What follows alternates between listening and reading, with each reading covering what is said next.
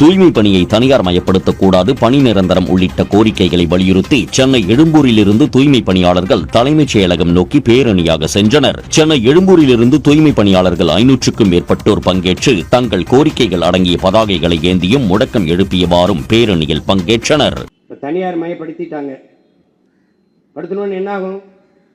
அவன் சொல்றதான் சம்பளம். இப்ப 23,000 16,000 குறைக்கிறான். முதல்ல இஷ்டம் இருந்தா வேலை செய்யல, வெளியில போன்னு சொல்லுவான். அடுத்தது நம்ம வழியே இல்லைன்னு வேலை செய்யணும்.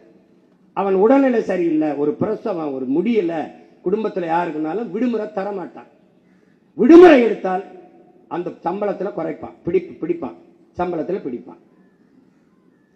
அப்ப வழி இல்லாம என்ன பண்ணுவான்? மீறி நம்ம இப்படி போராட வரும்போது மொத்த பேரையும் பணி நீக்கம் செய்வான். அதுக்கு வேற ஆட்களை பணி நியமனம் செய்வான். அதுக்குதான் ஒப்பந்த கூலியாவே வைத்துக் கொள்றான். பணி நிரந்தரம் செய்து விட்டால் அவனை வெளியேற்ற முடியாது. இப்ப என்ன பண்ணுவான்?